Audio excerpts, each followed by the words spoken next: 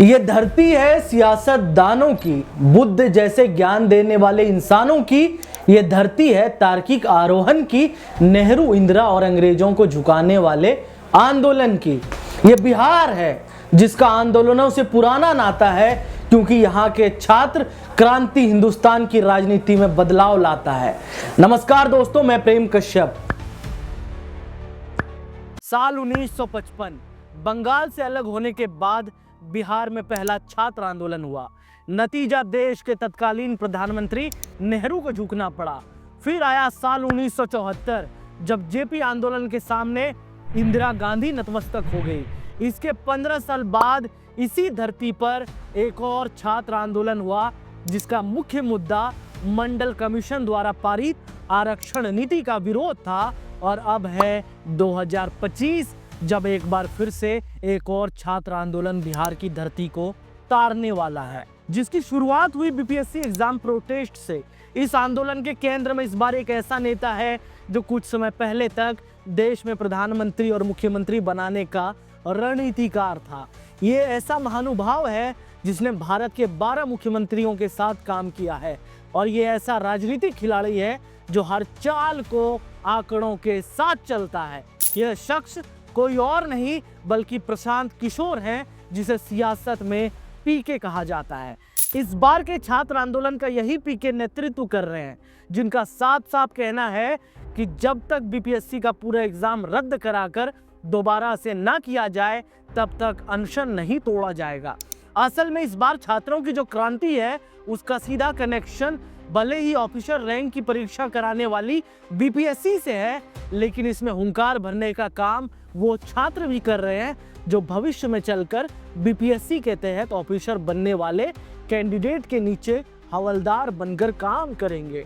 लेकिन छात्र एकता की यही खूबसूरती है जिसमें हल्ला बोल एक राजा बनने वाला स्टूडेंट भी करता है और रंक बनने वाला छात्र भी। बिहार की धरती पर इस बार के बीपीएससी एग्जाम कैंसिल्ड को लेकर हो रहे छात्र आंदोलन की जो साक्षी बन रही है उसकी शुरुआत 6 दिसंबर को ही हो गया था, जब नॉर्मलाइजेशन को लेकर विवेक कुमार नाम के एक छात्र पर पुलिस ने लाठीचार्ज किया था। हालांकि 13 दिसंबर यानी परीक्षा वाले दिन पटना के बापू परीक्षा केंद्र पर देरी से एग्जाम पेपर आया, और यही देरी छात्रों में आक्रोश को बढ़ाने का काम किया। क्योंकि इस बार के छात्र आंदोलन की जो सबसे बड़ी मांग है वो है राज्य के सभी परीक्षा केंद्रों के एग्जाम को रद्द कराकर दोबारा से कराना। हालांकि नीतीश कुमार का प्रशासन केवल पटना में री एग्जाम कराने के लिए तैयार हो रहा है। उसे लगता है कहीं गड़बड़ी नहीं हुई है, लेकिन न्यूज पर नोज रखने वाली मीडिया कुछ घंटों में ही ये खबर दिखा दी है। परीक्षा पेपर बांटने में देरी केवल एक सेंटर पर ही नहीं बल्कि राज्य में करीब 30 सेंटरों पर हुई है। लेकिन यह सब जानने के बाद भी बीपीएससी परीक्षा रद्द कराने की आवाज को नहीं सुनना चाहता है। आपसे इस खबर को बताते हुए मुझे अफसोस हो रहा है कि 24 दिसंबर को इस छात्र आंदोलन में हिस्सा लेने वाला सोनू नाम का एक बिहार का नौजवान, जो आने वाले समय में शायद ऑफिसर रैंक के सितारों के साथ अपने माँ बाप के नाम को रोशन करता, अब वो हम सब के बीच में नहीं है। नीतीश कुमार की पुलिस सोनू की मौत को सुसाइड बताकर अपनी आंखें चुरा रही है, लेकिन इस कांड को लाठीचार्ज बताने की हिम्मत नहीं जुटा पा रही है। इस आंदोलन में भले ही सोनू ने अपनी कुर्बानी दी है, लेकिन बिहार की राजधानी पटना में ऐसे लाखों सोनू प्रशांत किशोर के साथ शहादत देने के लिए तैयार हैं, क्योंकि वे खुद को पुलिस के डंडों के हवाले कर दिए हैं। इसका प्रमाण आपको खुशबू कुमारी के उस स्टेटमेंट से मिल जाएगा, जब वे इंडियन एक्सप्रेस से बात करते हुए ये आरोप लगाती हैं कि मुझे यानी एक स्त्री को मेल पुलिस ने पीटा, क्योंकि वहां पर फीमेल पुलिस मौजूद नहीं थी। ये केवल एक खुशबू की नहीं बल्कि ऐसे लाठी खाने वाले कई खुशबू शामिल हैं। लेकिन इन सभी देश के भविष्यों का भरोसा फिलहाल एक शख्स पर टिकता हुआ दिख रहा है। वो शख्स है प्रशांत किशोर। दरअसल इस बार का स्टूडेंट प्रोटेस्ट प्रशांत किशोर को बिहार के सियासत के केंद्र में ला दिया है, क्योंकि ये नेता छात्रों के साथ तब तक भूख हड़ताल पर बैठने का ऐलान कर दिया है जब तक इनकी बातें नहीं मानी जाती। इन मांगों में पहली मांग है बीपीएससी के इस बार के एग्जाम को रद्द करना।